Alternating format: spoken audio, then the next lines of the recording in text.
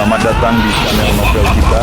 Di sini Mimin akan membagikan alur cerita donghua, horor, misteri, dan lain-lain.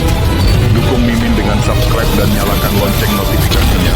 Tanpa banyak cincong lagi, mari kita masuk ke alur ceritanya. Let's go. Namun mereka berdua, yang tadinya mengerjakan logistik, terpilih. Suamiku, tolong minta wakil Master Pavilion Y untuk membatalkan kualifikasi kita. Siling dan aku tidak tahan. Suyuran tidak tahan dengan tatapan mata yang tertuju pada mereka. Jiang Fan juga sangat terkejut. Setelah berpikir sejenak, dia menangkupkan tangannya ke arah Ye Changyuan dan berkata, "Wakil Master Pavilion Y. Apakah Master Pavilion punya penjelasan mengapa memilih ketiganya?" Ye Changyuan mendengar ini. Dia mengamati kerumunan dengan dingin, dan di bawah tatapannya yang tajam, kerumunan itu segera menjadi tenang. Master Pavilion kami tidak perlu menjelaskan siapa yang dia pilih, dia juga tidak perlu memberikan penjelasan kepada siapapun. Tapi, karena Jiang Fan memintanya, saya akan membuat pengecualian dan menjelaskannya dengan jelas kepada Anda. Jangan sampai kamu dengan jahat memfitnah ketiga murid perempuan ini. Dia menyimpan surat tulisan tangan Master Pavilion Tianji. Sambil meletakkan tangannya di belakang punggungnya, dia berkata, ketiga wanita itu, Liu Qingxian, Suyuran, dan Chen Siling. Menurut aturan, mereka memang tidak memiliki kualifikasi untuk memasuki Pavilion Tianji. Alasan mereka dipilih adalah, Master Pavilion berharap Jiang Fan tidak memiliki kekhawatiran di Pavilion Tianji. Oleh karena itu, ketiga wanita itu direkrut secara khusus ke Pavilion Tianji. Apakah kamu mengerti? Alasan ketiga wanita memasuki Pavilion Tianji. Sebenarnya hanya karena mereka adalah wanita Jiang Fan. Suyuran dan Chen Siling, tak perlu dikatakan lagi. Tunangan dan selir yang diakui secara publik. Liu Qingxian, dia juga orang kepercayaan yang diakui publik oleh Jiang Fan di Boundary Mountain. Ye Changyuan mendengus dingin, jika ada yang masih belum yakin. Kalau begitu, jadilah wanita Jiang Fan. Semua orang putus asa. Jika itu alasannya, maka mereka benar-benar tidak punya apapun untuk dikatakan. Ini pertama kalinya aku mendengar bahwa seseorang yang memasuki Pavilion Tianji dapat membawa serta kerabatnya. Versi kehidupan nyata seseorang yang mencapai Dao, bahkan ayam dan anjingnya naik ke surga. Nilai wanita Jiang Fan terus meningkat. Saya seorang pria, jika saya menjadi wanita Jiang Fan, apakah ada harapan? Saya sarankan Anda melompat dari gunung batas, dan mungkin Anda akan memiliki kesempatan 18 tahun kemudian. Suyuran dan Chen Siling sangat gembira. Satu di setiap sisi, mereka dengan penuh rasa terima kasih merangkul Jiang Fan. Mereka hanya memiliki status Jiang Fan. Namun mereka mencapai ketinggian yang bahkan putri-putri surgawi dari Tanah 9 Sekte tidak dapat mencapainya. Chen Siling menutup mulutnya, tersenyum diam-diam. Fakta itu membuktikan sekali lagi betapa beruntungnya dia bisa naik ke kapal Jiang Fan lebih awal. Tiba-tiba, dia tiba-tiba melihat seorang murid perempuan di tengah kerumunan, mundur diam-diam dengan air mata di matanya. Dia tidak dapat menahan diri untuk tidak menunjukkan ekspresi yang rumit. Itu Su Yining. Kesempatan untuk pergi ke Pavilion Tianji awalnya hanya miliknya. Tapi sekarang, bab 718 mengapa kita tidak melakukannya saat itu? Chen Siling mengalihkan pandangannya. Dia berpura-pura tidak melihatnya. Dia bisa memahami perasaan Su Yining saat ini. Dia juga bisa membayangkan bahwa Su Yining paling takut orang lain memikirkannya saat ini. Karena kontras yang mencolok akan membuatnya menjadi bahan olok-olokan semua orang. Itu akan membuatnya ingin menyembunyikan wajahnya karena malu. Celepuk. Tiba-tiba terdengar suara lembut. Su Yining lah yang, saat mundur, secara tidak sengaja menginjak kaki seseorang. Tubuhnya menjadi tidak stabil dan dia terjatuh ke tanah. Keributan ini tentu saja menarik perhatian sebagian orang. Su Yining dari Sekte Qingyun. Sepertinya aku pernah mendengar bahwa Su Yining adalah tunangan Jiang Fan, terikat kontrak. Namun, dia tidak menyukai Jiang Fan, jadi dia membiarkan kakak perempuannya menggantikannya. Awalnya, hanya sedikit orang yang memperhatikannya. Mendengar cerita aneh ini, siapa yang tidak akan melontarkan rasa ingin tahu? Mereka semua mulai mengukurnya. Sedemikian rupa sehingga, orang-orang di sekelilingnya berpisah, membentuk setengah lingkaran. Menempatkannya di bawah sorotan perhatian semua orang. Penampilannya sangat bagus, kecantikannya luar biasa, dan bakatnya juga luar biasa. Dengan kondisi pribadi yang luar biasa seperti itu, tidak heran dia pemilih. Hanya saja penilaiannya kurang baik. Dia memberikan kesempatan yang bagus kepada kakak perempuannya. Ini mungkin kesalahan terbesar yang pernah dia buat dalam hidupnya, kan? Hapus, mungkin. Itu adalah kesalahan terbesar. Yang seharusnya bisa pergi ke paviliun Tianji adalah dia, tapi sekarang malah kakak perempuannya.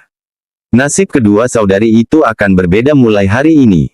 Yang satu akan merana di 9 sekte, sementara yang lain akan terbang tinggi seperti burung phoenix di paviliun Tianji. Ketika mereka bertemu lagi suatu hari nanti, adik perempuannya mungkin harus dengan hormat memanggil kakak perempuannya sebagai senior. Perubahan nasib terkadang benar-benar terjadi dalam satu pikiran. Para murid perempuan sekte saya, ambillah pelajaran dari Su Yining. Jangan meremehkan orang lain, nanti kamu akan menyesalinya seumur hidup. Su Yining bangkit, penampilannya acak-acakan. Hari yang paling ditakutkannya telah tiba. Dia benar-benar dibayangi oleh Su Yuran. Menjadi bahan olok-olokan semua orang. Hanya saja, situasi hari ini bahkan lebih memalukan dari apa yang dibayangkannya. Di depan seluruh 9 sekte, dia tidak hanya diolok-olok. Dia juga menjadi contoh negatif. Menjadi sebuah cerita yang digunakan oleh para tetua berbagai sekte untuk mendidik murid perempuan mereka sendiri.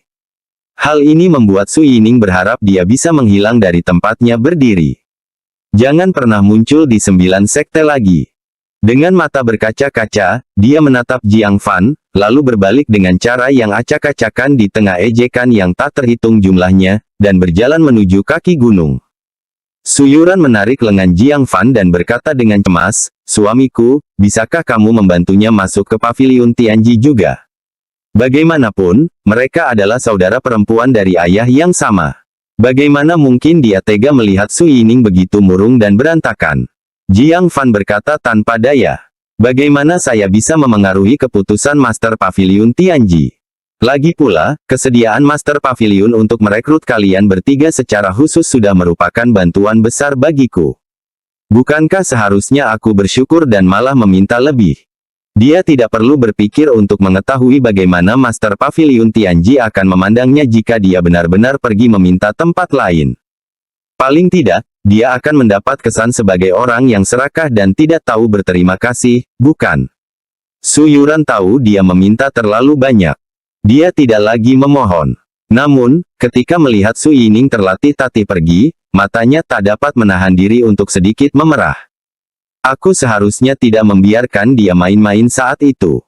Jika aku tidak setuju untuk menikah menggantikannya, dia tidak akan seperti ini. Jiang Fan melihat suasana hatinya juga terpengaruh. Dia hanya bisa menelan ludah dan mengejarnya.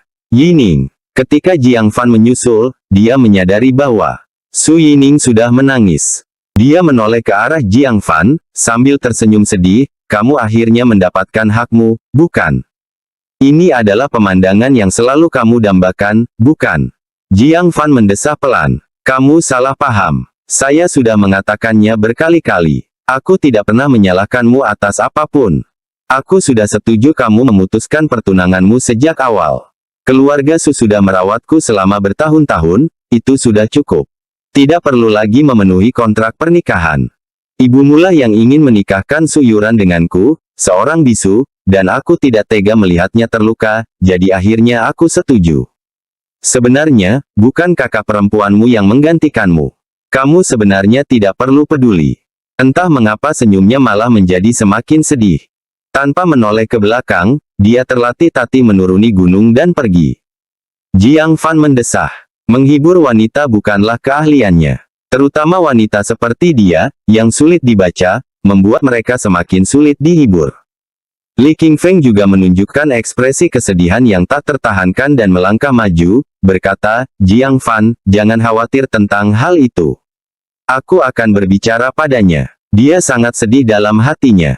Karena setelah kejadian ini, Su Yining hancur. Mengingat kepribadiannya, kemungkinan besar dia akan bunuh diri.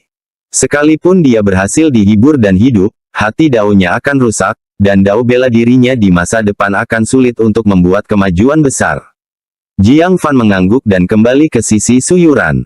Chen Xiling, yang lebih peka, mendesah, suamiku benar-benar tidak mengerti wanita. Yang dia inginkan bukanlah penjelasan, melainkan sikapmu. Sebuah pelukan darimu akan bernilai 1000 kata nasihat. Jiang Fan terdiam. Beranikah aku memeluknya? Dia sangat membenciku. Bukankah dia akan menusukku dengan pedang? Chen Xiling menggelengkan kepalanya, kamu benar-benar bodoh. Aku tidak mau bicara denganmu lagi. Sekalipun aku melakukannya, kau tidak akan mengerti. Mungkinkah Jiang Fan masih belum menyadari bahwa hati Su Yining sebenarnya sudah lama berhenti membenci Jiang Fan. Dia hanya merindukan sesuatu yang tidak mungkin tercapai. Namun, sudah terlambat untuk apapun. Jiang Fan menggaruk kepalanya dan berkata, lupakan saja, dengan tetua Li di sana, dia akan baik-baik saja. Pada saat ini, di dalam wilayah Rasiao, 8 sosok melesat ke arah mereka. Ki mereka yang kuat menyebabkan gunung batas, baik di atas maupun di bawah, berada dalam siaga tinggi. Bukankah mereka telah sepakat untuk gencatan senjata? Saat rombongan lainnya mendekat, kecuali beberapa master sekte dan tetua agung yang tetap tenang. Semua orang lainnya tampak terkejut. Bukankah dia tetua agung sekte Hehuan kita? Tetua agung sekte Zheng Lei kita juga ada di sana. Mereka tak lain adalah 9. Sekarang 8 tetua agung yang telah pergi ke rumah dalam Kaisar Iblis Harimau untuk menjalankan misi rahasia. Ketika mereka pergi, mereka melakukannya secara diam-diam. Ketika mereka kembali, mereka juga tidak menjadi pusat perhatian. Mereka hanya melakukan percakapan rahasia dengan Ye Changyuan untuk sementara waktu, lalu masing-masing kembali ke anggota sekte mereka masing-masing. Meskipun semua orang bingung, mereka tidak terlalu memperhatikannya. Adik Jiang, ayo, ayo. Adik Ouyang, adik Xie, dan aku sudah menyiapkan jamuan selamat datang untuk kalian. Liang Feiyan, Ouyang Jun, dan Xie Liusu bergegas mendekat dengan wajah tersenyum. Sebenarnya, perjamuan ini diprakarsai oleh Ouyang Jun dan Xie Liusu. Keduanya gagal terpilih untuk Paviliun Tianji. Mereka hanya bisa mendoakan agar Jiang Fan dan Liang Feiyan terus bersinar di Paviliun Tianji. Jiang Fan berkata, hari yang lain. Aku harus kembali dan mengurus tetua Zhao sekarang. Li Qingfeng dan Su Yining sudah pergi, dan Zhao Wuji sendirian. Ouyang Jun berkata dengan kecewa, sayang sekali. Aku menukarnya dengan kakak senior lainnya untuk mendapatkan banyak anggur yang enak. Xie Liusu juga cemberut, tepat sekali. Aku bahkan menghubungi banyak suster junior yang cantik untuk menemanimu. Liang Feiyan berkata, tidak bisakah adik Su dan adik Chen menjaganya? Kau sudah lama berada di tempat terpencil itu, Rasiao. Tidak ada yang enak untuk dimakan, dan tidak ada satupun wanita cantik. Kami, para kakak senior, sedang berpikir untuk memberimu tambahan yang bagus. Berpikir Jiang Fan ditangkap begitu lama. Beberapa dari mereka merasakan sedikit kesedihan. Kehidupan sebagai tawanan Rasiao pasti lebih buruk daripada kehidupan sapi dan kuda. Tidak jauh. Su Qingyang, yang sedang berbicara dengan tetua tertinggi sekte 10.000 pedang yang kembali. Tanpa sengaja mendengar kata-kata Liang Feiyan, mulutnya berkedut keras. Dia cepat-cepat berjalan mendekat dan memutar telinganya. Kamu masih merasa kasihan pada Jiang Fan. Tahukah kamu seperti apa kehidupan yang dijalaninya di Rasiao? Bab 719 Aku takut saudara-saudaraku menderita, tetapi aku lebih takut lagi kalau mereka menikmati kebahagiaan. Liang Feiyan mendesis, katanya, bersikaplah lembut, kau akan memutarnya. Saudaraku mengalami kesulitan di Rasiao. Apakah ada masalah jika aku peduli dengan kesehatan fisiknya? Xie Liusu merasa bingung. Dia berkata, Senior Su, lihat apa yang kamu katakan. Adik Jiang adalah musuh bebuyutan Rasiao. Bagaimana mungkin dia bisa bersenang-senang di sana? Ouyang Jun juga terdiam. Tepat sekali. Rasiao pasti telah menyiksanya dengan kejam. Tuhan tahu penyiksaan tidak manusiawi macam apa yang dialami adik muda Jiang. Kami ingin memberinya anggur berkualitas dan mencari beberapa suster junior yang cantik untuk menemaninya, untuk meredakan kepahitan di hatinya. Ini hanyalah tanda kecil niat baik kami sebagai saudara. Senior, mengapa kamu memarahi kami? Su Qingyang tidak bisa mendengarkan lagi. Matanya yang tua berputar. Hai bujangan, kalian tidak punya wanita. Kamu benar-benar mengasihani Jiang Fan. Permaisuri Yunxia, kamu sudah bertemu dengannya, kan? Apakah dia cantik? Mata si Liusu melebar, dan dia berkata, lebih dari sekedar cantik. Sosok itu, wajah itu, dia adalah spesimen paling indah di dunia. Judul, Si Cantik Abadi, benar-benar tepat. Ouyang Jun dan Liang Feiyan juga mengangguk. Kecantikan selir Yunxia benar-benar dapat digambarkan sebagai kecantikan abadi. Tidak ada pria di dunia yang dapat menolak keindahan semacam itu. Bagaimana dengan Raja Iblis Pesona Laut? Apakah ada yang melihatnya? Ini menyentuh bidang keahlian si Liusu. Dia berkata dengan bangga, saya telah melihat potretnya. Tubuh bagian atasnya adalah manusia yang anggun, dan tubuh bagian bawahnya adalah ekor ikan. Ras putri duyung pada umumnya cantik, dan Raja Iblis Pesona Laut adalah yang terbaik di antara mereka, memiliki penampilan yang tak tertandingi. Sekali melihatnya, sulit untuk melupakannya. Meskipun Ouyang Jun dan Liang Feiyan belum melihatnya. Kecantikannya yang meninggalkan kesan mendalam pada si Liusu, yang telah melihat banyak wanita, tentu saja hal itu sungguh menakjubkan. Su Qingyang mengangguk sedikit, bagaimana dengan Ling Su, salah satu dari 4 keajaiban Rasiao. Si Liusu membusungkan dadanya lagi dan berkata, aku juga tahu tentang dia. Pada saat ini, dia tidak diragukan lagi adalah orang paling memukau di Boundary Mountain. Tidak ada seorang pun yang dapat bersinar lebih terang darinya di domain ini. Meskipun saya belum pernah melihatnya, kabarnya bakatnya luar biasa, dan sikapnya segar, tenang, lembut, dan menawan. Dia adalah wanita paling dicintai dari Rasiao di kalangan generasi muda. Bahwa seluruh Rasiao sangat mencintainya menunjukkan betapa luar biasanya dia. Mata si Liusu dipenuhi dengan fantasi indah tentang Ling Su. Su Qingyang mengangguk. Mengesankan, tahu banyak. Si Liusu berkata dengan bangga, tentu saja. Mereka adalah wanita-wanita cantik tingkat atas dari Rasiao. Untuk mendapatkan satu saja, apalagi yang bisa diminta seseorang. Seseorang bisa mati tanpa penyesalan. Su Qingyang mendengus. Dia berkata dengan nada aneh, lalu bagaimana jika aku katakan padamu bahwa ketika Jiang Fan bepergian dalam Rasiao, dia ditemani oleh 3 wanita cantik yang tak tertandingi. Ekspresi ketiganya membeku bersamaan. Tunggu sebentar, apa bedanya ini dengan masa-masa sulit yang mereka bayangkan dialami Jiang Fan? Ekspresi si Liusu menegang, dan dia memaksakan diri untuk berkata, tidak ada. Bukankah Rasiao juga memiliki putri Kaisar Iblis? Kudengar dia memiliki rambut pirang, paras yang memukau, dan status yang sangat mulia. Su Qingyang tanpa ampun memukul mereka.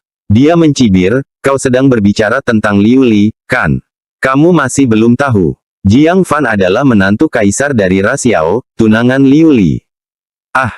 Rasiao menantu kekaisaran. Jiang Fan. Bagaimana ini mungkin? Rasiao sangat membenci Jiang Fan hingga mereka ingin memakannya hidup-hidup, jadi bagaimana mungkin mereka membiarkannya menjadi menantu kekaisaran? Tetapi karena kata-kata ini keluar dari mulut Su Qingyang. Kalau begitu, itu pasti benar. Jika memang begitu, Jiang Fan memonopoli keempat wanita cantik dari Rasiao sendirian. Su Qingyang berkata sambil tersenyum setengah. Cek, Jiang Fan tinggal di istana Kaisar Iblis, menyantap makanan terlezat, bepergian ditemani wanita-wanita cantik tak tertandingi dari Rasiao, dan menikmati gua abadi teratas dari Rasiao. Namun beberapa orang malang yang berjongkok di gunung batas, makan salju dan menderita kedinginan, sebenarnya mengasihaninya. Mendengar ini, siapa yang masih bisa bertahan?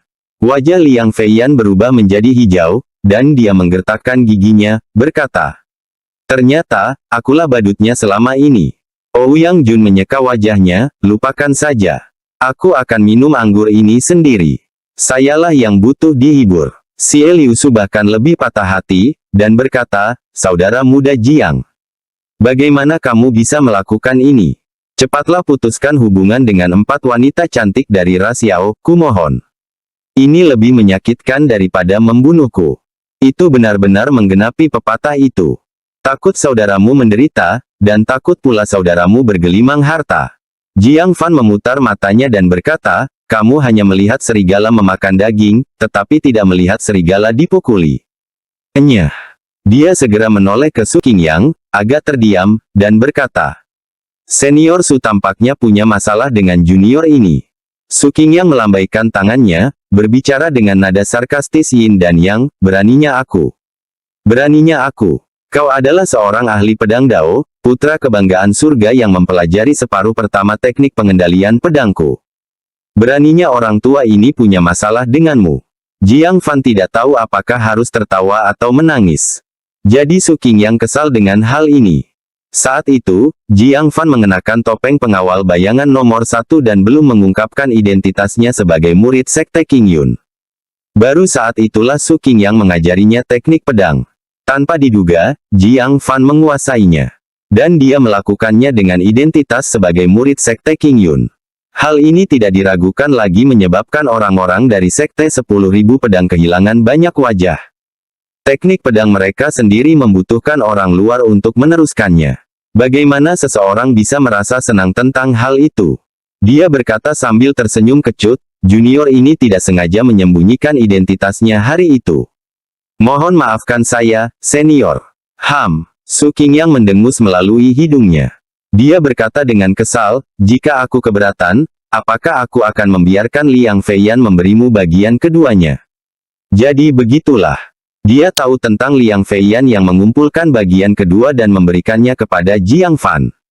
Dia hanya menutup mata. Jiang Fan segera menjadi serius, menangkupkan tangannya dan berkata, terima kasih, senior, atas kebaikan Anda yang luar biasa.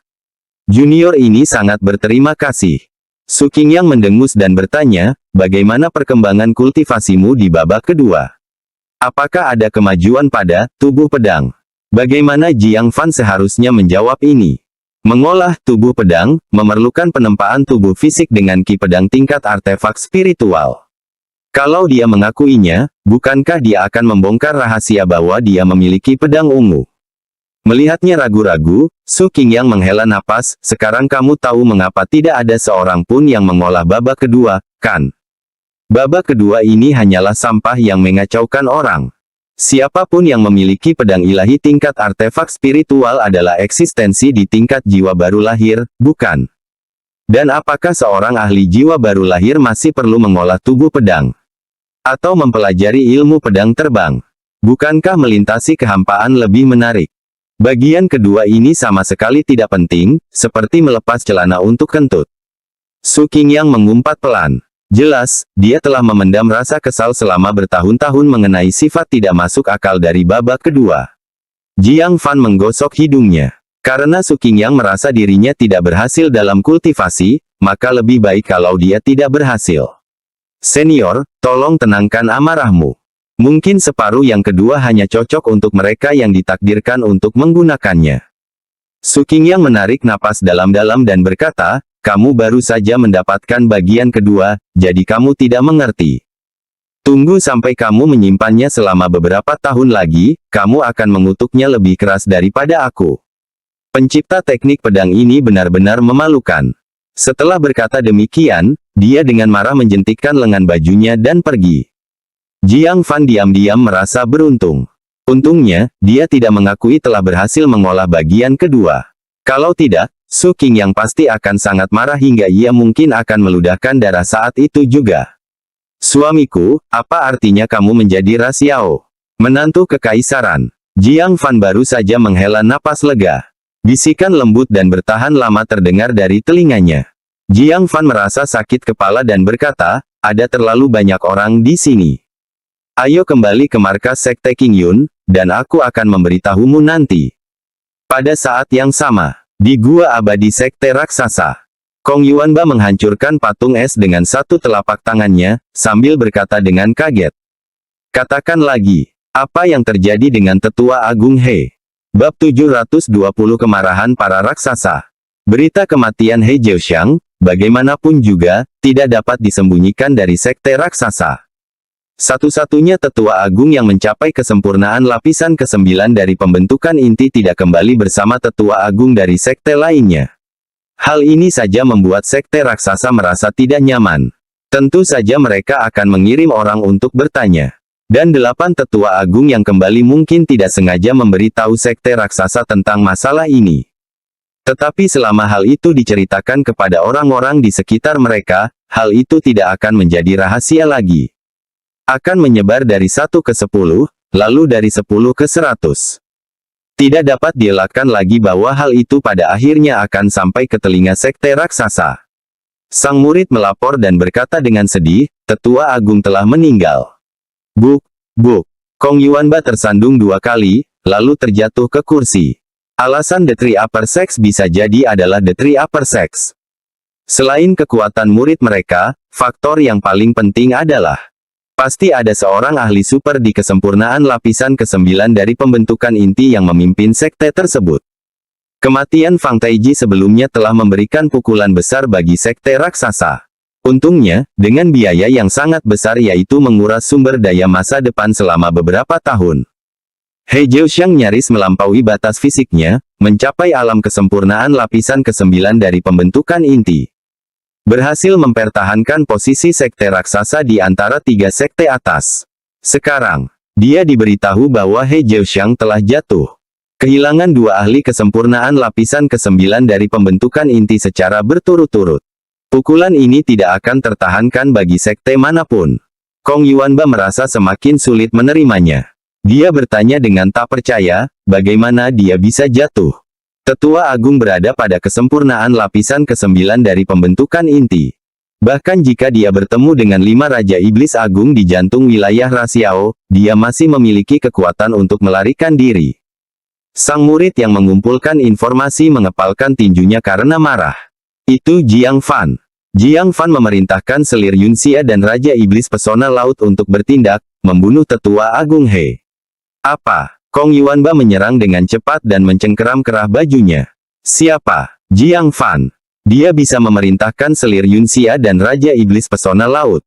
Murid yang melapor terkejut oleh tatapan mata Kong Yuanba yang menakutkan, dan berkata dengan cepat, itu Jiang Fan. Benar. Berita yang aku kumpulkan dari beberapa sekte semuanya sama.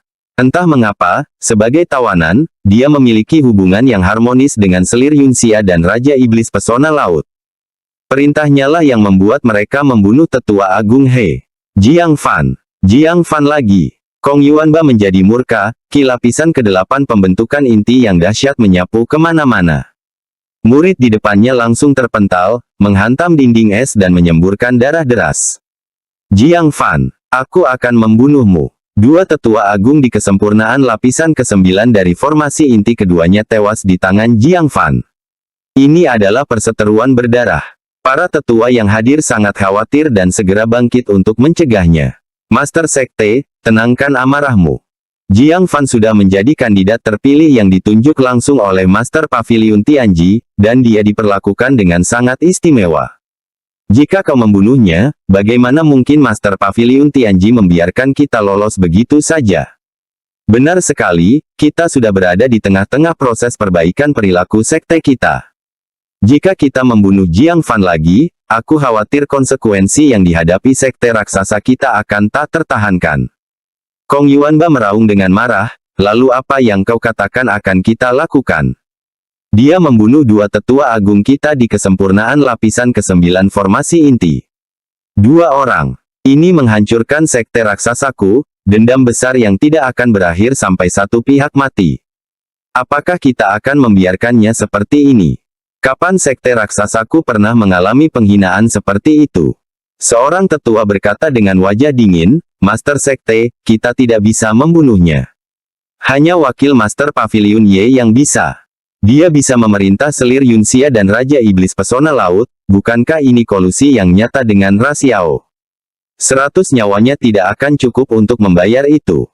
Niat membunuh terpancar di mata Kong Yuanba. Tanpa sepatah kata pun, dia langsung menuju ke perkemahan Boundary Mountain. Apa kolusi dengan Rasiao? Bukankah perang sudah berakhir? Ye Changyuan berkata tanpa ekspresi. Jiang Fan berteman dengan anggota berpangkat tinggi dari Rasiao bermanfaat untuk memperbaiki hubungan antara kedua ras. Ini adalah hal yang baik. Kong Yuanba tidak mempercayai telinganya. Dia datang untuk mengeluh. Dan yang didapatnya adalah deklarasi bahwa perang telah berakhir. Upaya Fang Taiji untuk menjilat selir Yunxia merupakan kejahatan keji yang menyebabkan sekte raksasa terlibat. Namun, tindakan Jiang Fan dibatalkan dengan hukuman ringan. Wakil Master Pavilion Ye, jika kau menangani masalah seperti ini, sekte raksasaku tidak akan yakin. Tangan Kong Yuanba mengepal, dan suaranya terdengar serak. Ekspresi Ye Changyuan berubah dingin, apakah keyakinanmu penting? Lagi pula, kedelapan tetua agung sudah memberitahuku. Tetua Agung Helah yang pertama kali menyergap Jiang Fan. Jiang Fan, dengan kemampuannya sendiri, memerintahkan Ra Xiao untuk membalas dan membunuhnya setelahnya. Ini adalah perbuatannya sendiri. Tidak ada orang lain yang bisa disalahkan. Wajah Kong Yuanba tampak muram tak terkira. Saya tidak peduli. Jiang Fan membunuh tetua agung kita, apapun yang terjadi. Aku akan membuatnya membayar harganya. Sangat. Dia berbalik dan keluar dari tenda dengan marah. Saat dia hendak pergi, Ye Changyuan berkata dengan penuh arti. Mengingat sekte raksasa Anda juga berkontribusi dalam pertempuran di Gunung Batas. Aku akan memberimu sedikit nasihat. Masalah ini berakhir di sini. Jangan memprovokasi Jiang Fan lebih jauh. Fakta bahwa dia kembali hidup-hidup dari Ra Xiao berarti dia pasti memiliki metode yang luar biasa. Jika kau benar-benar melewati batasnya, sekte raksasamu kemungkinan besar akan menyesalinya. Sebelumnya, ketika sekte raksasa memblokir Jiang Fan, Ye Changyuan menyaksikan dengan mata dingin. Ia ingin melihat metode menakjubkan apa yang dimiliki Jiang Fan. Sayangnya, Li Qingfeng menyela dia. Namun dia sangat yakin bahwa Jiang Fan mampu kembali tanpa cedera dari wilayah Ra Xiao yang berbahaya. Benar-benar memiliki sarana dahsyat yang dapat membunuh para dewa dan Buddha. Kong Yuanba tidak melihat ke belakang, dan berkata dengan dingin, hehe. Tampaknya, dia tidak menghiraukan nasihat penting itu. Ye Changyuan menggelengkan kepalanya dan dengan tegas mengemasi barang-barangnya. Aduh, ayo cepat pergi. Jangan sampai sekte raksasa menderita kerugian lalu datang kepadaku untuk menuntut keadilan, dengan menempatkan aku di tengah-tengahnya. Di sisi lain, Jiang Fan melihat Zhao Wuji yang lemah di dalam gua abadi yang diukir dari gunung es. Jiang Fan, melihat itu dia, Zhao Wuji yang telah berbaring selama lebih dari setengah bulan, tiba-tiba duduk. Kulitnya yang layu tampak cerah dengan kecepatan yang dapat dilihat dengan mata telanjang. Kamu belum mati. Hati Zhao Wuji yang selama sebulan lebih diliputi rasa bersalah akhirnya tenang saat ini. Jiang Fan memandang Zhao Wuji, yang jelas-jelas memiliki lebih banyak uban, dan hatinya dipenuhi rasa malu. Saya membuat tetua Zhao khawatir. Saya selamat dari bencana besar ini dan bahkan membawa kembali sumber daya untuk sekte.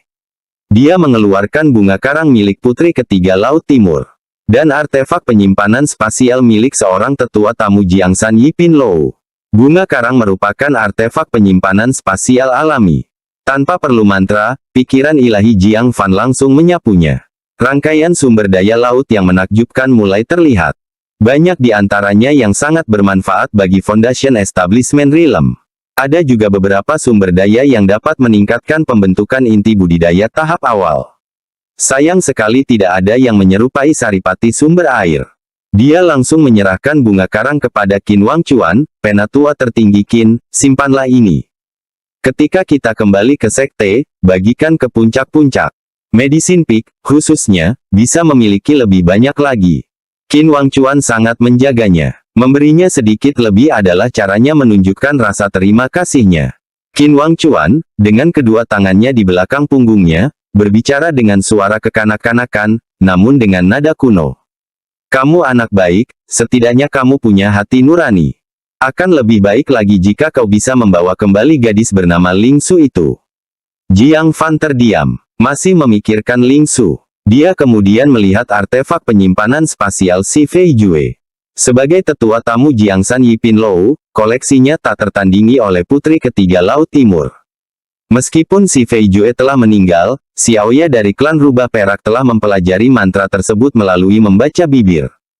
Mata Jiang Fan menunjukkan sedikit antisipasi saat dia diam-diam melantunkan, semua tabu telah terangkat, keberuntungan dan kemakmuran besar.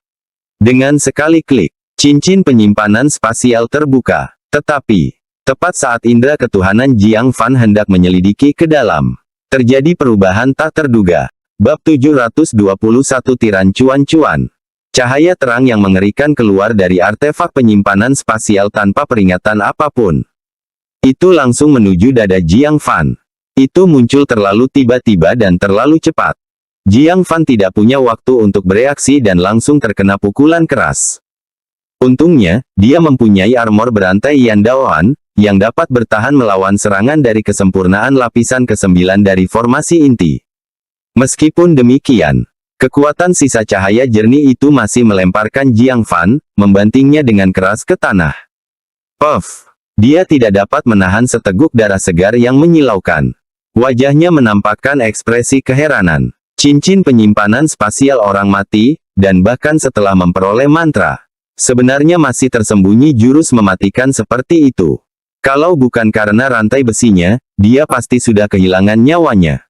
Qin Wangchuan terkejut, cahaya terang ini. Apakah artefak penyimpanan spasial dari Jiangsan Yipin Lou? Seharusnya kau bilang begitu lebih awal. Aku pasti akan menghentikanmu. Artefak penyimpanan spasial Jiangsan Yipin Lou milik seorang tetua tamu atau lebih tinggi semuanya telah dipasangi perangkap. Jika orang luar membukanya, pasti akan terpicu. Untung saja kau punya baju zirah yang melindungimu, kalau tidak. Oh! Baru saat itulah Jiang Fan menyadari bahwa artefak penyimpanan spasial Jiangsan Yipin Lou memiliki batasan seperti itu. Dia menyeka darah dari sudut mulutnya dan bertanya dengan ragu, bagaimana penatua tertinggi Qin tahu? Qin Wangchuan tidak menyembunyikannya, dengan berkata, untuk menyembuhkan masalah tubuhku yang terpaku pada tempatnya, aku pernah mengganti namaku dan bergabung dengan Jiangsan Yipin Lou. Saya berhasil mengamankan posisi penatua tamu. Saya tahu sedikit tentang rahasia di dalamnya. Jiang Fan sangat terkejut. Qin Wangchuan bahkan memiliki pengalaman mengunjungi negara besar Taichang. Tatapan macam apa itu?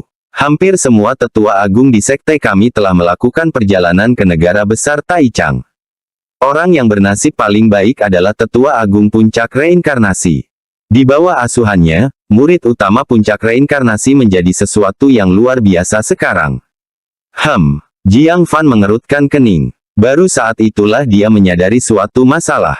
Tampaknya Feng Guchan benar-benar tidak memiliki murid utama. Tang Tianlong hanyalah murid keduanya. Dia juga tidak pernah mengaku sebagai kepala kakak senior puncak reinkarnasi. Apakah tetua Feng punya murid utama lain? Itu benar-benar mengejutkan. Qin Wangchuan menghela napas, menyebutnya sebagai murid utama hanyalah angan-angan kami. Orang itu bahkan mungkin tidak mau mengakui bahwa dia adalah murid sekte Qingyun. Jiang Fan tak dapat menahan diri untuk bergumam. Seberapa baikkah kinerja kepala murid puncak reinkarnasi ini di negara besar Taichang? Dia bahkan tidak mau mengakui sebagai murid sekte Qingyun lagi. Tapi ini tidak ada hubungannya dengan dia. Dia segera menggunakan indera ilahinya untuk hati-hati menjelajahi cincin penyimpanan spasial si Fei Jue. Setelah satu kali sapuan, dia sangat terkejut. Sumber daya di dalamnya luar biasa berlimpah. Segala jenis pil berharga, obat roh, harta karun langit dan bumi, mineral jimat, semuanya ada di sana. Di antaranya bahkan ada cairan spiritual yang dapat meningkatkan tahap tengah pembentukan inti. Bukan hanya murid saja yang dapat memperoleh manfaat. Bahkan beberapa tetua sekte Qingyun bisa mendapatkan keuntungan. Hal yang paling mencengangkan adalah ternyata ada 10 alat sulap kelas atas. Perlu diketahui bahwa seluruh tanah 9 sekte hanya memiliki segelintir dari mereka. Mereka dipegang oleh tetua agung pada kesempurnaan lapisan ke-9 dari pembentukan inti atau dikendalikan oleh penguasa 9 sekte. Para tetua biasa tidak memenuhi syarat untuk mendapatkannya. 10 keping ini cukup untuk dibagikan satu kepada setiap tetua agung. Itu sepadan dengan hilangnya satu jimat giok jiwa yang baru lahir. Dia akhirnya mendapatkan kembali sebagian biayanya. Tiba-tiba, dia menemukan selembar kertas berkualitas giok. Prasasti-prasasti misterius mengalir di atasnya, tetapi sebagian besar telah luntur dan tidak dapat dikenali lagi. Dia mengeluarkannya dan menunjukkannya pada Qin Wangchuan, penatua tertinggi Qin, ini. Sebelum dia bisa selesai bertanya, Qin Wangchuan merebutnya. Setelah membalik-baliknya dan mengamatinya di telapak tangannya untuk waktu yang lama, dia berseru. Kertas giok kitab surgawi. Jiang Fan, tetua tamu tingkat berapa yang kau bunuh? Bagaimana dia bisa memiliki sesuatu seperti ini? Jiang Fan berpikir sejenak dan berkata, sangat kuat. Aku hanya berhasil membunuhnya dengan satu jimat giok jiwa baru. Qin Wangchuan mengerti, dan keheranan melintas di matanya yang lebar. Anda benar-benar menemukan emas. Apapun dalam artefak penyimpanan spasial tidak dapat dibandingkan dengan selembar kertas giok ini. Jiang Fan penasaran dan bertanya, apa itu kitab suci kertas giok? Qin Wangchuan menyimpannya dengan erat, katanya, kitab suci dari kertas giok, menurut legenda, adalah artefak ajaib milik seorang bijak yang telah jatuh 1000 tahun lalu. Pangkatnya tidak diketahui. Sebelum sang bijak jatuh, ia menghancurkan dirinya sendiri. Kekuatannya begitu dahsyat hingga langsung memusnahkan semua makhluk hidup dalam radius 1000 mil. Sisa kertas giok tersebar dan terbang ke berbagai belahan dunia. Kemudian, seseorang mengambil selembar kertas, dan dengan membacakan prasasti yang ada di atasnya, ia mencapai roh primordial. Roh primordial, kau mengerti. Itu adalah alam utama dalam Sekte Dao, setara dengan alam jiwa baru lahir bagi seorang penggarap mantra. Ah, berarti kertas giok punya khasiat menguatkan jiwa. Mata Jiang Fan berbinar penuh kegembiraan. Jiwanya saat ini sudah mendekati alam jiwa baru lahir, tetapi masih kurang sedikit. Dan justru serpihan inilah yang menyebabkan usahanya untuk mengaktifkan tusuk rambut Dao Pagi 9 Phoenix dan membunuh Kaisar Iblis Changqiong gagal. Qin Wangchuan memeriksanya lagi dan berkata, sayang sekali kertas giok ini rusak parah. Banyak prasasti yang hilang, jadi efeknya tentu tidak akan sebagus yang dikabarkan. Apakah ada lagi lembaran kertas giok di artefak penyimpanan spasial? Jiang Fan menggelengkan kepalanya dan menjawab, tidak. Qin Wangchuan berkata dengan penuh penyesalan, kalau begitu, sungguh memalukan. Seandainya saja aku masih di Jiangsan Yipin Lou. Untuk harta karun langit dan bumi yang langka seperti kertas giok, sulit bagi pasukan lain untuk menemukannya, tetapi menara Yipin Jiangsan pasti bisa menemukan petunjuknya. Jiang Fan sangat setuju dengan poin ini. Seberapa langkahkah gulungan perak buku pil? Xiao sendiri tidak memiliki banyak spray. Yan Daoan sendiri memiliki tidak kurang dari setengahnya. Jiang Fan juga penuh penyesalan, berkata, jika ada kesempatan di masa depan, aku akan kembali ke Jiangsan Yipin Lou dan melihatnya. Qin Wangchuan berpikir sejenak. Dia mengeluarkan token merah tua dari lengan bajunya dan melemparkannya ke Jiang Fan. Itu milikmu. Jiang Fan menerimanya dan memeriksanya. Dia menemukan bahwa bagian depan token itu diukir dengan Jiangsan Yipin Lou. Bagian belakangnya diukir dengan dua kata, Tyrant Gaze Official. Ini tidak akan menjadi token penatua tamu milikmu sebelumnya, kan? Jiang Fan menatap dua kata, Tiran. Kemudian dia melihat ke arah Qin Wangchuan yang mungil, yang menyerupai kacang kecil. Dia benar-benar tidak bisa menahan diri. Sambil tertawa terbahak-bahak, dia terkekeh keras. Tentu saja, orang-orang selalu menekankan apa yang kurang dari mereka. Wajah kecil Qin Wangchuan memerah, dan dia melotot, dasar makhluk tak berperasaan.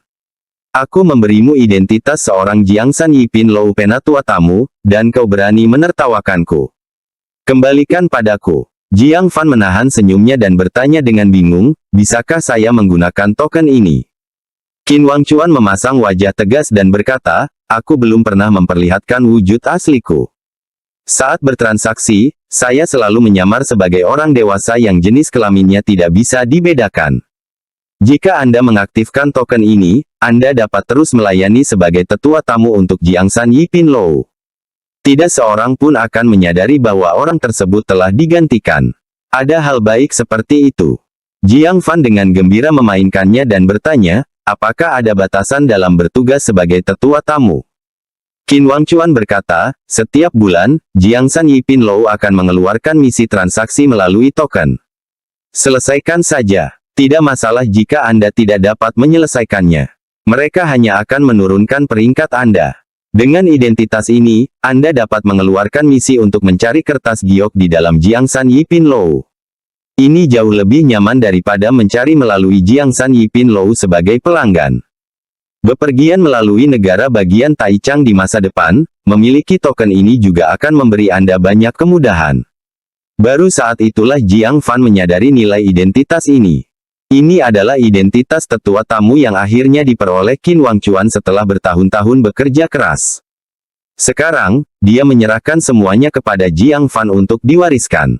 Kebaikan yang besar tidak membutuhkan kata-kata terima kasih. Ketika junior ini melangkah ke alam agung Taichang, aku pasti akan mencari cara untuk mengatasi fiksasi tubuh senior. Jiang Fan membungkuk dalam-dalam. Ekspresi Qin Wangchuan tergerak, tetapi kemudian meredup lagi, lupakan saja. Saya mencarinya sepanjang hidup saya dan tidak dapat menyelesaikannya. Saat kau menemukannya, aku pasti sudah meninggal. Tidak perlu memaksakan diri. Jiang Fan tidak berkata apa-apa lagi. Dia menyimpan token dan kertas giok, dan juga menyerahkan artefak penyimpanan spasial kepadanya. Silakan juga minta penatua tertinggi Qin untuk mendistribusikan sumber daya di dalam. Qin Wangchuan mengangguk sedikit. Baiklah, penatua Zhao berada di bawah perawatanku. Jika ada sesuatu yang perlu kamu tangani, cepatlah dan uruslah. Hanya tinggal 5 hari lagi sampai tanggal rekrutmen Paviliun Tianji. Selesaikan semuanya selama waktu ini. Jiang Fan mengangguk. Mengenakan jubah napas kura-kura, dia diam-diam tiba di ruang tersembunyi di tembok besar. Setelah memastikan tidak ada orang di dalam, Jiang Fan menyuruh kilin kecil berjaga di pintu masuk. Dia lalu mengeluarkan tasbih Buddha penekan jiwa. Yan Daoan, yang tubuhnya telah terkoyak menjadi 2, menggenggam erat cincin penyimpanan spasial, wajahnya penuh kekhawatiran. Jiang Fan, berikan kursi ini jalan keluar. Kursi ini bersumpah tidak akan membalas dendam terhadapmu.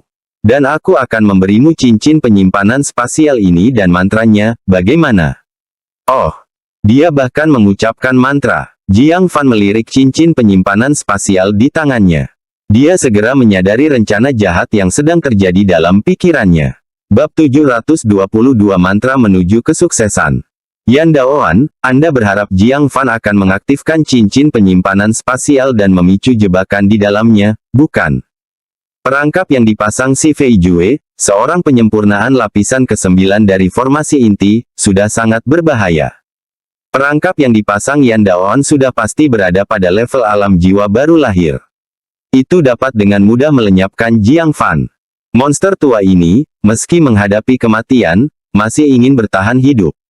Baiklah, aku akan menipu kamu agar memberiku mantranya. Namun, Jiang Fan tidak langsung setuju.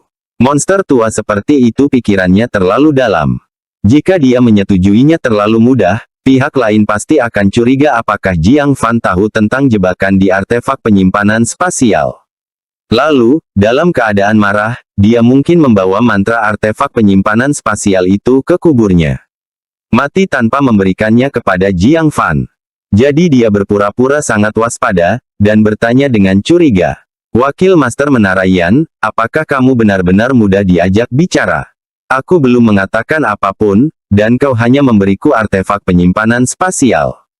Tidak ada jebakan tersembunyi yang mencoba menipuku, kan? Ekspresi Yan Daoan membeku. Diam-diam dia mengutuk, anjing licik. Di permukaan, dia tampak sangat menyedihkan. Dia menunjuk ke tubuh jiwanya yang tersisa. Lihatlah aku, apakah aku punya sesuatu yang lain yang layak ditampilkan selain artefak penyimpanan spasial ini? Jiang Fan kemudian menghilangkan keraguannya, dengan mengatakan, itu benar. Aku tidak menghancurkanmu juga karena artefak penyimpanan spasialmu. Mengenai syarat yang kau ajukan, untuk membiarkanmu pergi. Aku merasa sangat sulit untuk menyetujuinya.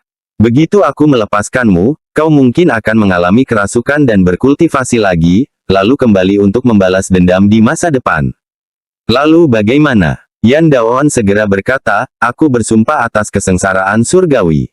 Sumpah yang dibuat oleh ahli jiwa baru lahir sangatlah efektif.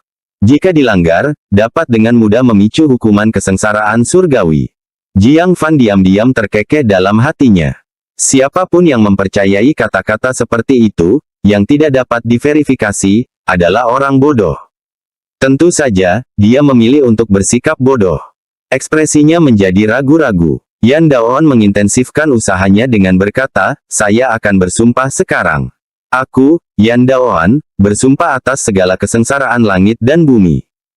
Jika aku, Yan Daoan, membalas dendam pada Jiang Fan, biarlah guntur surgawi, api duniawi, angin topan, dan banjir menimpaku, meninggalkanku tanpa tempat pemakaman. Setelah mengumpat, dia melihat ekspresi Jiang Fan sudah jauh lebih rileks. Dia diam-diam bersuka cita dalam hatinya. Jiang Fan, pada akhirnya, kamu masih menderita karena kurangnya pengalamanmu. Jika bersumpah demi surga itu efektif, bukankah tidak akan ada persekongkolan antara ahli jiwa baru lahir? Bersumpahlah pada surga jika sesuatu terjadi, dan semuanya akan baik-baik saja. Hanya seorang junior naif sepertimu yang akan mempercayainya. Memikirkan hal ini dalam hatinya, dia tampak sangat tulus di permukaan, dengan mengatakan, "Bagaimana? Sekarang kamu bisa tenang, kan?" Jiang Fan sedikit santai dan berkata, "Karena senior telah membuat sumpah yang begitu berbisa, junior tentu saja tidak memiliki kekhawatiran besar. Junior akan melepaskanmu sekarang. Saya harap senior menepati janjinya dan tidak melakukan tindakan apapun yang dapat menyebabkan junior salah paham." Dengan sebuah pikiran, ia menyingkirkan tasbih Buddha penekan jiwa itu. Saat dia dibebaskan, Yan Daoan langsung berpikir untuk melarikan diri. Namun, melihat manik-manik Buddha penekan jiwa di tangan Jiang Fan, masih dalam keadaan aktif, dia pun menjadi tenang lagi. Tubuh jiwanya yang tersisa tidak dapat lepas dari manik-manik Buddha penekan jiwa. Lebih-lebih lagi, ada pula binatang roh kecil yang misterius di pintu masuk gua. Dialah yang menemukannya saat dia bersembunyi sebelumnya. Jelas, binatang roh kecil ini juga memiliki semacam efek pengekangan pada tubuh jiwa. Setelah beberapa saat pertimbangan, dia tetap memutuskan untuk meneruskan rencananya, menggunakan artefak penyimpanan spasial untuk meledakkan Jiang Fan hingga mati. Dengan cara ini, dia bisa melarikan diri dengan sukses dan membalas dendam. Haha, tentu saja. Aku, Yan, masih memiliki kredibilitas sebanyak itu. Dia memberi isyarat seolah hendak melempar artefak penyimpanan spasial. Jiang Fan menghentikannya, sambil berkata, "Tunggu. Saya khawatir ada masalah dengan artefak penyimpanan spasial Anda. Anda sendiri yang membuka artefak penyimpanan spasial itu." Yan Daoan mencibir dalam hati. "Dasar bocah nakal, kau terlalu waspada. Untungnya, kau bukan tetua tamu di Aula Yipin Jiangsanku, jadi kau tidak tahu bahwa artefak penyimpanan spasial untuk tetua tamu ke atas memiliki jebakan. Dan perangkap ini, saya, pemiliknya, tidak akan memicunya. Orang luar akan memicunya saat mereka menyentuhnya." Dia memaksakan senyum pahit dan berkata, "Teman muda Jiang benar-benar berhati-hati. Namun, kamu salah menilaiku, Yan. Karena aku memperlakukanmu dengan tulus, aku tidak akan pernah memasang jebakan apapun. Saya akan menunjukkannya kepada Anda sekarang untuk membuktikan ketidakbersalahan saya." Dia segera memegang artefak penyimpanan spasial dan melafalkan mantra. Semoga kekayaan mengalir setiap hari, dan berkah menjangkau seluruh penjuru dunia. Setelah membaca, artefak penyimpanan spasial bergetar sedikit. Yan Daoan mengeluarkan token Lei Yan yang berkilauan dengan petir dari dalamnya. Itu memang token Lei Yan. Dia tersenyum dan berkata, "Teman muda Jiang, kamu tidak asing dengan 6 divisi guntur surgawi, dari Aula Suci Kesengsaraan Ribuan, kan?" Dia telah melihat Jiang Fan menggunakan Cloud Shadow. Tentu saja, dia tahu godaan yang ditimbulkan barang ini bagi Jiang Fan. Tanda Lei Yan. Jiang Fan terkejut. Dia benar-benar tidak menyangka Yan Daoan memiliki hal seperti itu. Divisi yang mana? Dia sudah memiliki Cloud Shadow dan Indestructible Blade. Yan Daoan berkata, "Hati jurang surgawi. Itu adalah sesuatu yang tidak dimilikinya." Bagus sekali. Jiang Fan menunjukkan kegembiraannya, dengan berkata, "Cepat berikan padaku." Yan Daoan tersenyum dan memasukkan token Lei Yan kembali ke artefak penyimpanan spasial, sambil berkata tanpa daya, "Itu semua milikmu." Dia tidak percaya bahwa setelah melihat token Lei Yan dan mendapatkan artefak penyimpanan spasial, Jiang Fan akan mampu menahan diri untuk tidak mengeluarkannya dan memeriksanya dengan cermat. Saat dia melemparkan artefak penyimpanan spasial, Jiang Fan menangkapnya dengan satu tangan. Kemudian, dengan tangan yang lain, ia melemparkan tasbih Buddha penekan jiwa. Ekspresi Yan Daoan berubah, "Apa maksudmu? Membakar jembatan setelah menyeberang?" Dia sangat marah dalam hatinya. Dia bergegas mundur menuju pintu masuk gua. Si kilin kecil merasakan sesuatu. Ia membuka mulutnya dan meludah. Aliran Qi benar-benar meniup tubuh jiwa yang halus, membuatnya berguling-guling berulang kali di udara. Yan Daoan ketakutan. Binatang roh kecil ini memang memiliki kemampuan ilahi untuk menahan jiwa. Dalam penundaan singkat itu, manik-manik Buddha penekan jiwa menangkapnya dan segera melilitnya seperti tali yang terpilin. Yan Daoan terkejut sekaligus marah. Satu-satunya harapannya sekarang adalah Jiang Fan akan terbunuh oleh jebakan di artefak penyimpanan spasial. Begitu dia meninggal, manik-manik Buddha penekan jiwa, jika tidak terkendali, akan mengendur secara alami. Jiang Fan, kamu tidak menepati janjimu. Yan Daoan menghukumnya dengan kata-kata yang tidak berdampak nyata. Sambil memperhatikan gerakan Jiang Fan, dia sangat menantikan Jiang Fan membuka artefak penyimpanan spasial. Tentu saja, Jiang Fan, saat meraih artefak penyimpanan spasial, melihatnya dengan gembira. Dia tampak seperti hendak membukanya. Namun yang membuat ekspresi Yan Daoan membeku adalah ini. Setelah memainkannya dengan penuh kekaguman selama beberapa saat, Jiang Fan dengan santai meletakkannya dalam-dalam kepelukannya. Kamu tidak akan membukanya dan melihatnya. Apakah kamu tidak takut tidak ada apapun di dalam artefak penyimpanan spasial ini? Yan Daoan mencoba berbagai cara untuk mengingatkan Jiang Fan agar membuka artefak penyimpanan spasial. Jiang Fan menatapnya. Senyum simpul muncul di matanya, mengapa membukanya? Setelah membukanya, artefak penyimpanan spasial Jiangsan Yipin Lou milikmu akan melepaskan jebakan mematikan. Itu akan menghancurkanku, tubuh dan jiwaku. Ah! Pupil mata Yan Daoan mengerut hebat, dan dia berkata dengan panik, jebakan apa? Sebagai wakil master menara, bagaimana mungkin aku tidak tahu? Teman muda Jiang, jangan percaya rumor di luar sana. Bahkan sekarang, dia masih keras kepala menyangkalnya. Jiang Fan berkata dengan nada bercanda, wakil master menara Yan, berhentilah berpura-pura. Semua artefak penyimpanan spasial untuk tetua tamu ke atas di Jiangsan Yipin Lou telah dipasangi perangkap yang akan aktif jika orang luar membukanya. Saya sudah tahu. Apa? Murid Yan Daoan bergetar. Jika pembicaraan sampai pada titik ini, itu artinya Jiang Fan benar-benar mengerti. Wajahnya menjadi ganas, dan dia meraung. Lalu mengapa kamu berpura-pura bodoh? Bab 723 bukanlah tugas yang mudah. Jiang Fan tersenyum dan mengeluarkan secarik kertas. Dia menulis emas harian, kemakmuran bagi 4 lautan, di atasnya, lalu menempelkannya ke artefak penyimpanan spasial. Setelah melakukan semua ini, dia tersenyum santai dan berkata, tentu saja, aku menipunya agar memberiku mantra itu. Kalau aku tidak pura-pura bodoh, bagaimana kau bisa percaya? Baru pada saat itulah Yan Daoan mengerti. Jiang Fan telah mempermainkan pikirannya selama ini. Muridnya melebar, jadi kamu sama sekali tidak percaya pada sumpah yang aku ucapkan. Jiang Fan cemberut, jika sumpah berguna, berapa banyak bajingan pria dan wanita yang akan tersambar petir. Tetapi bukankah mereka semua hidup dengan nyaman?